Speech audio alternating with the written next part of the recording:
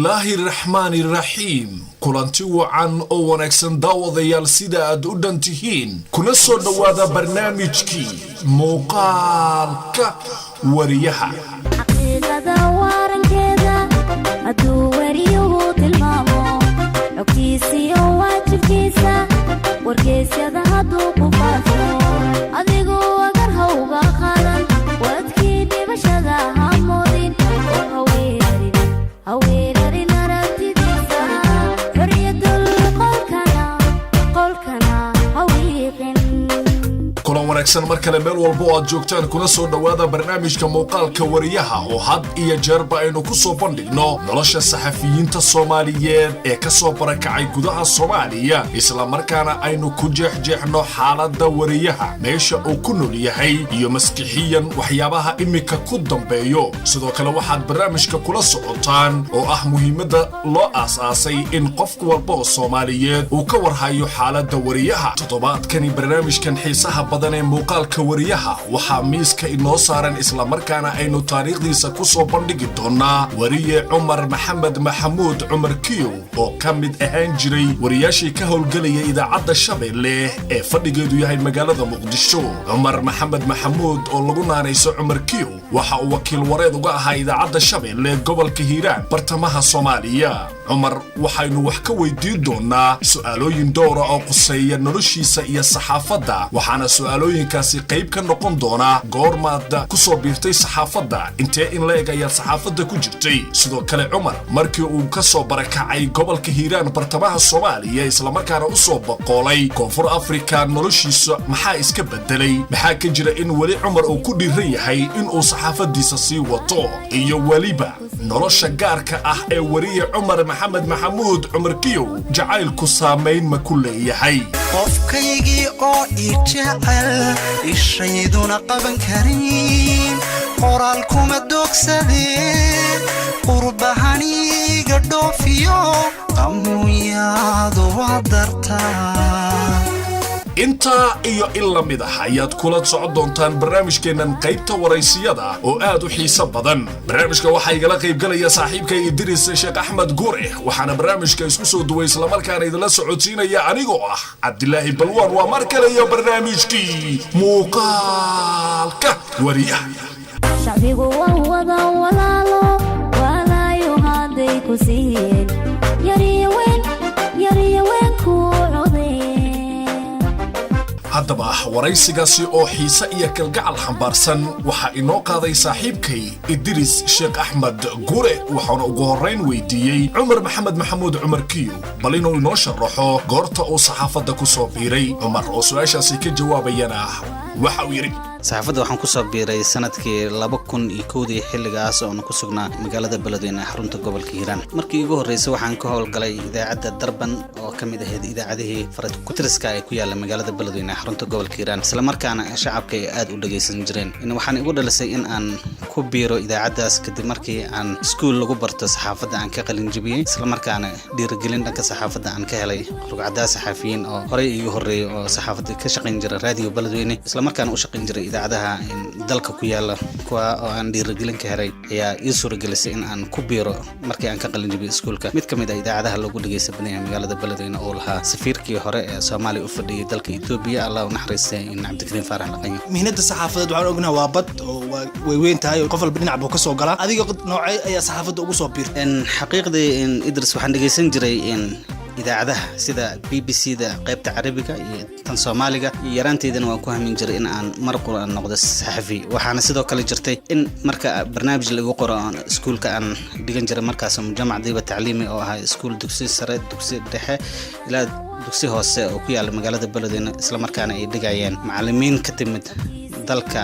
Masar ayaa barnaamijyada subax wanaagsan barnaamijka la dhahay intaan la galin iskuulka barnaamijka subax wanaagsan ayaa marka fasalkeena oo ku soo aado ama galaaska aan dhigto oo ku soo aado ayaan waxaan ka mid ahaa dhalinyaro lagu qoray in ay noqdaan markaasi barnaamijka in ay subaxaasi barnaamijka dadweynaha ama ardayda u jeediyaan barnaamijyadaas ayaan inta badan waxaan qaybta aan ka qaadan jiray waxay ahayd warar aan anigoo ku aqrinay afka carabiga maadaama iskuulka inta badan lagu dhigay luqadda carabiga waran aan ku aqrinay afka carabiga aan halkaasi waxaan la soconaa wariyaasha Soomaaliyeed ee ku sugan magaalada Muqdisho ama gobolada Soomaaliya dhibaatooyin ay la kulmeen markay ku wada jireen shaqadooda saxaafadeed ma jirtaa dhib ka soo gaaray intii aad saxaafadda ku dhex jirtay wixii ka dambeeyay 2001 ilaa 2004 xilligaas wax dhib ah lama ana kulmin waxaana ka howlgalay idaacadda Darban oo ahayd idaacad maxalli ah sida aan horey kuugu sheegayba hase ahaatee markii aan ku biiray idaacadda Shabeelle oo ahayd mid kamid ah idaacadaha lagu dhageysan badan yahay magaalada Muqdisho xarunteeda ahayd oo aan u noqday wakiil wareed gobolka Hiiraan ugu soo warrama 2005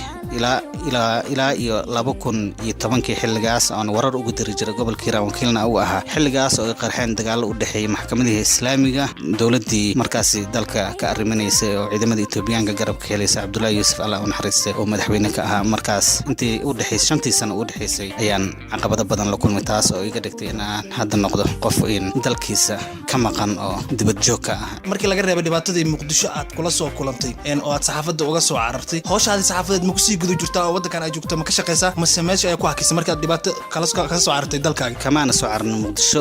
Muqdisho waxa ku taal oo kaliya idaacadda aan ka howlgalay saata aniga waxaan ka soo cararay magaalada Beledweyne xarunta gobolka Hiiraan oo aan ka howlgalay ama wakiil aan ugu ahaa idaacadda Shabeelle oo aan ogsoonahay in wariyaal gaaraya 14 wariye iyo idaacaddaas ka howlgalay in la dilay oo ayagoo ku guda jira howlahooda shaqo in radio Shabeelle oo aan wakiil ugu ahaa gobolka Hiiraan muddadii aan u shaqaynay waxaan la kulmay cagajugleyn fara badan oo iga imaanaysa kooxo markaasi siyaasadda dalka isku hayo ilaa hadda qaarkood ay weli dalka Soomaaliya ay ka howlgalaan taasoo ku qasabtay wariyaal badan aan aniga kamid ah in ay wadanka isaga cararaan dalkan South Africa aan ku noolnahay saxaafadaadii hawshaadii saxaafadeed ma sii wadaa mise waad hakisay waan sii wataa weli waxaan ahay wariyaasha farkutiriska ee weli website-da online-ka ah wax ku qoro markii laga soo gudbo mehniyada saxaafadeed oo aan ku wada shaqeysano oo aan nahay oo tahay professional-keena koowaad ma jiraan waxyaabo kale oo maanta Cumar oo aad leedahay waa ku shaqeysan kartaa marka laga soo tago saxaafadda South Africa aan ku sugannahay muddo 5 sano aan ku noolnahay qaxooti ahaan ugu noolnahay oo hadalna soo dhaweeyay haddana shaqooyin kala ayaan ku hoos wadanaa ganacsi ahaan anagoo aan ka tagin qaas ahaan markaan iska hadlayo dhankii saxaafadda oo ah xirfadda ugu weyn aan ilaa imika hiigsanayo mustaqbalkana aan rabo in aan ku sii shaqeysto oo aan ku sii howlgalo magac ahaanna taas ayaan rajaynayaa in aan saxaafad ahaan sii wato ilaa mustaqbalka dhow anigoo aan gudagalayn arrimo kale waan gartay marka ilaa heer intee leeg ayaa jecesha inaad gaarto mehnada saxaafadeed ru'aantii heerka ugu sarreeya oo wariyaasha caanka ah ee Soomaaliyeed ee haatan gaareen sida kuwa ka shaqeeya VOA-da laanteeda afka Soomaaliga kuwa Al Jazeera ka shaqeeya iyo BBC-da kale kuwaas ayaan jeclaan lahaa in aan ka mid noqdo isla markaana saxaafadeeda ay noqoto mid aan ku ekaan oo kaliya Soomaalida hase ahaatee aan u gudbo heerka caalamiga ah sida anigoo ku guda jiray mar dhow in aan ka mid noqdo saxafiyiinta Soomaalida ee ka howlgala mid ka mid ah idaacadaha wadankan Koonfur Afrika oo aan ku noolnahay taas ayaan rajaynayaa in aan wariyaasha ka mid ah inaan ku biiro weli waan jeclaan lahay su'aal kaftan inaan ku weydiiyo Cumar oo jaceelka maxaad ka aaminsantahay jaceelka wax jira wax badanna way soo maray ilaa haddana waxaan dunidan u joognaba waxa jaceyl ayaan ku joognaa waayo waalidka hooyo iyo aabbo oo annaga na dhalay abuuris ahaana ilaa xaggiisa aan ka nimaanay waxay macnaha dunidan nagu keeneen jaceyl ee ayaga dartood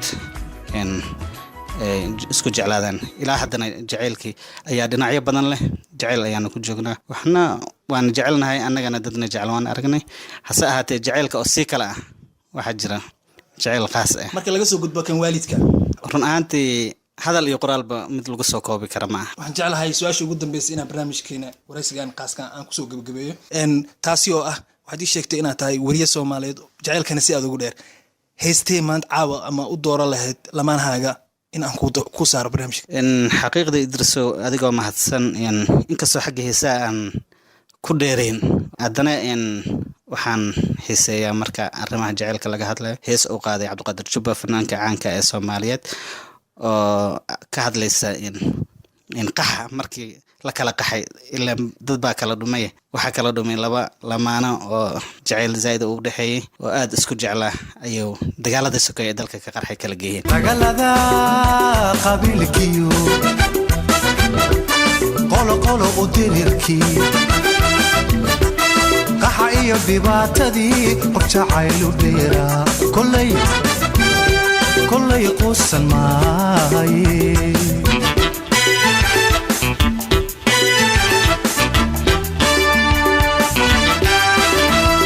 dagaalada qabiilkiyo qolo u dirirkii qaxayo dhibaatadii qof jacaylu dheera kollay quusan maaye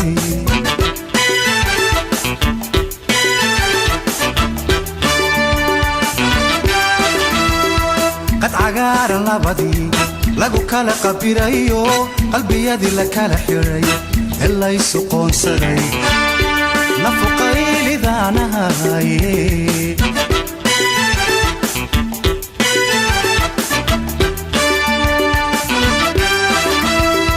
qad cagaaran labadii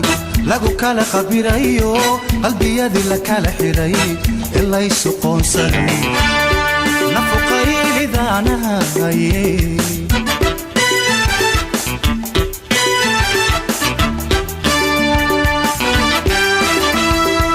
qaramada midoobo qaxootiga daryeelo hawlaha aad qabataan qorallada jacaylkiyo fariimaha ma qaadaan qanacda halkiisa waana qaboobi alla qaboobi yara qaboobi lahaa